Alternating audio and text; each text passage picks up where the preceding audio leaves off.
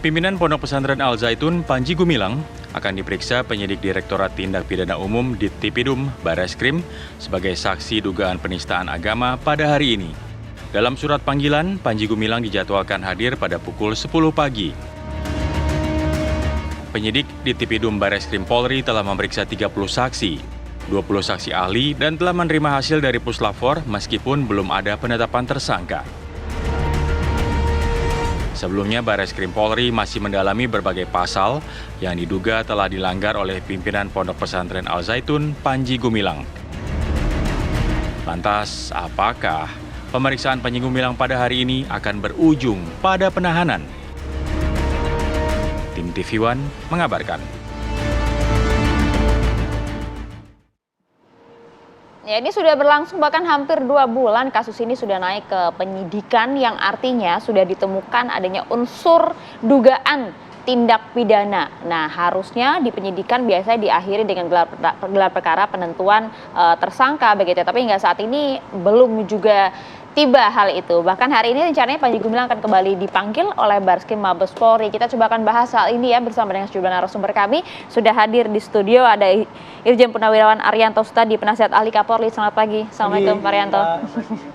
Assalamualaikum juga ada Mas Naji Aromadloni, Badan Penanggulangan Ekstremisme dan Terorisme MUI. Assalamualaikum, selamat pagi. Waalaikumsalam warahmatullahi wabarakatuh. Selamat pagi. Ya, kami ingin minta penjelasan nih ke Pak Arianto. Pak Arianto, penyidikan kasus dari penyelidikan sudah naik ke penyidikan, sudah cukup lama, bahkan sudah berlangsung lebih dari 1 bulan begitu ya. Mengapa kemudian tak kunjung menetapkan tersangka? Apakah dalam penyidikan ini harus ada tersangka atau bisa jadi tidak? Ya bisa jadi boleh ada tersangka, tersangkanya mungkin diduga lebih dari 1 juga bisa.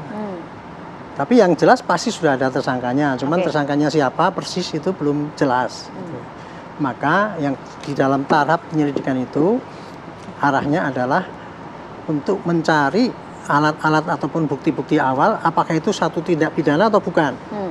Itu tuh penyelidikan ya. Setelah itu kalau oh ya ini unsur memang suatu tindak pidana, barulah masuk penyidikan. Ya, nah, gitu. Makanya ketika kita bikin suatu penyidikan itu bisa jadi tersangkanya udah pasti nih, kalau sudah pasti ya itu dibikin tersangkanya ini gitu.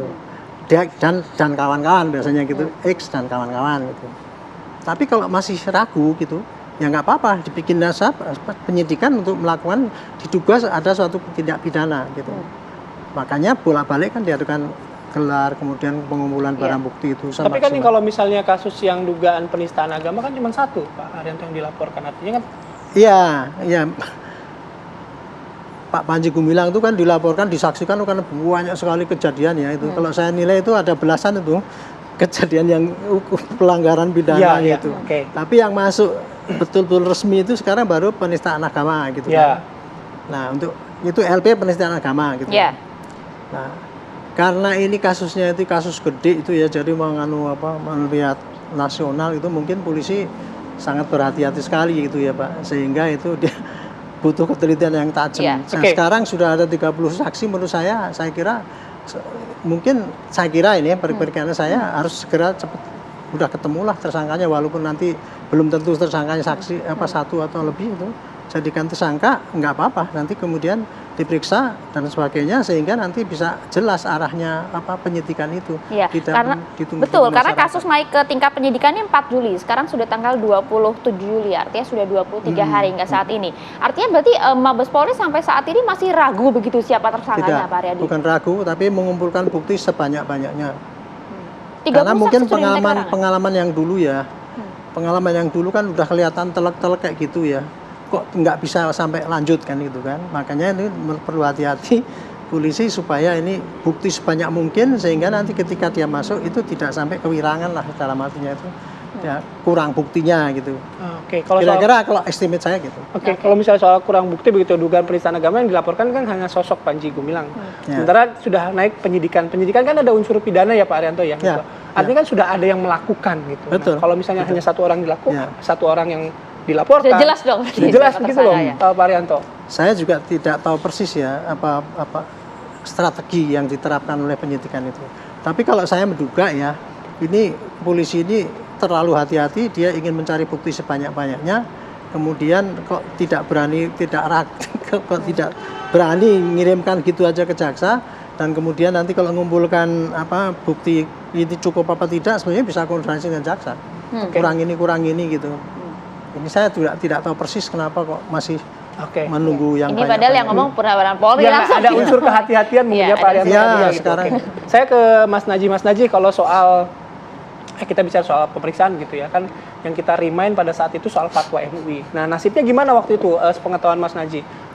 Kan sudah diserahkan kan artinya kan. Itu gimana prosesnya dan sebenarnya akan digunakan sebagai apa gitu kalau gitu? Iya, fatwa MUI itu kan menjadi salah satu referensi di dalam proses penegakan hukum ini gitu.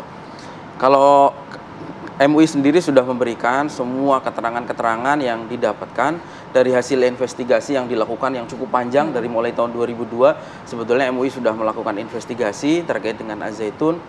Jadi kalau kami sebagai masyarakat ya tentu sangat menunggu-nunggu gitu. Kalau perlu hari ini langsung tersangka. Gitu. Hari ini dipanggil sih, tapi nggak tahu kapasitasnya apa. Kenapa? Bukan tanpa alasan sebetulnya. Karena Panji ini kan punya track record kabur juga. Beberapa kali bahkan, bukan hanya satu kali, tapi beberapa kali. Tahun 81 ketika mau terjadi penangkapan itu Panji kabur ke Sabah, Malaysia. Dari tahun 81 sampai dengan tahun 85. Kemudian tahun 2012 sudah divonis, itu juga kabur. Hukuman 18 bulan hanya dijalani selama 10 bulan. Dan kalau mau dirunut lagi ke belakang, memang Panji ini sangat sakti sebetulnya.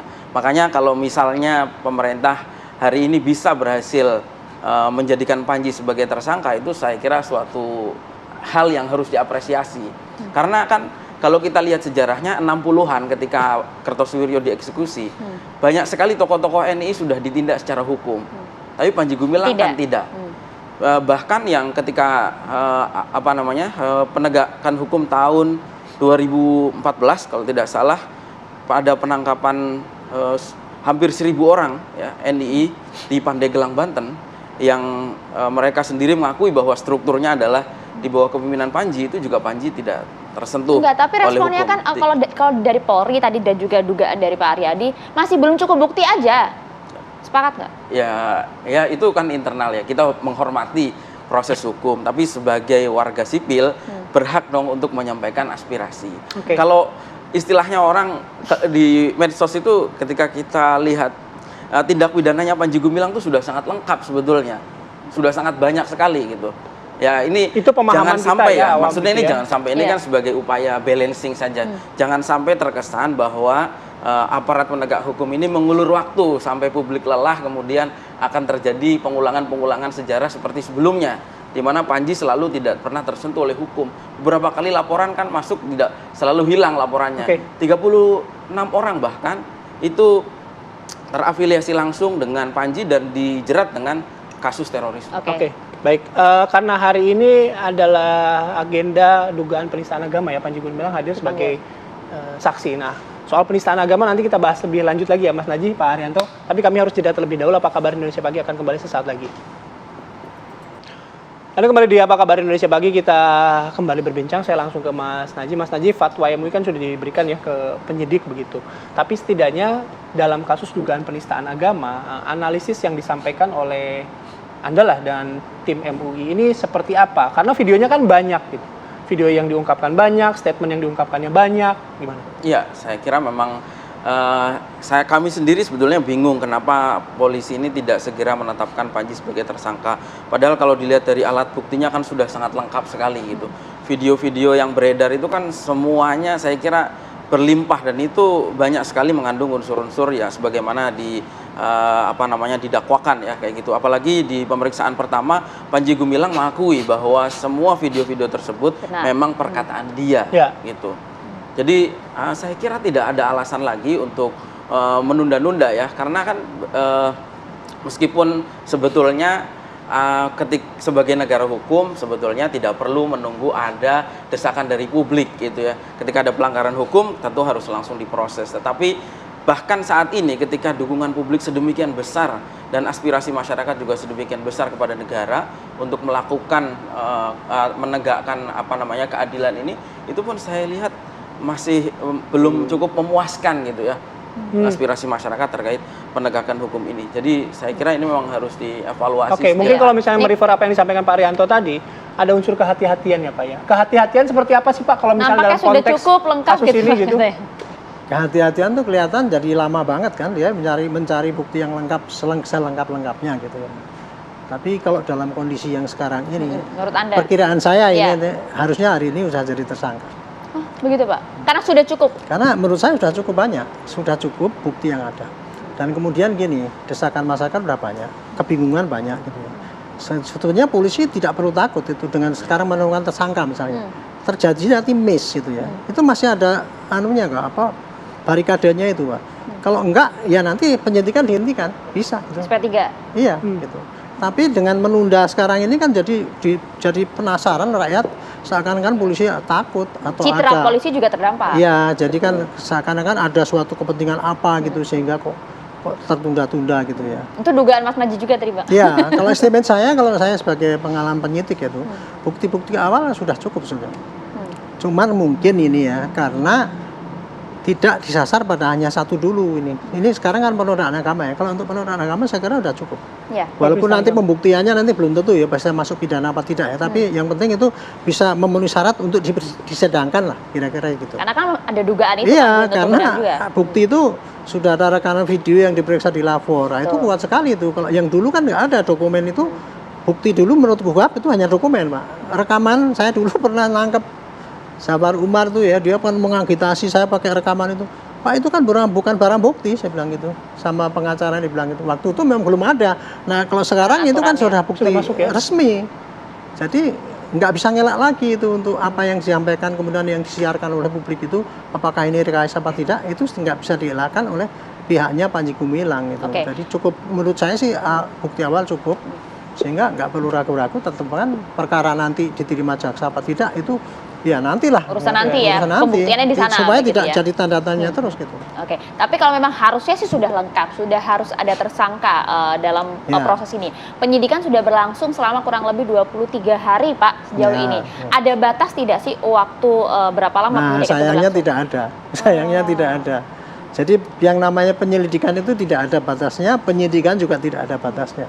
Itulah kelemahan daripada Kuhap mungkin ya, perlu direvisi nanti supaya dibatasi itu Pak, jangan sampai. Karena pengalaman saya penyelidikan sampai ada yang 2 tahun nggak selesai. Nah, kalau sekarang ini kan dikawal masyarakat ya sudah 1 bulan sudah termasuk lama banget ya. Padahal ada penyelidikan yang sampai 1 bulan sebetulnya. Iya.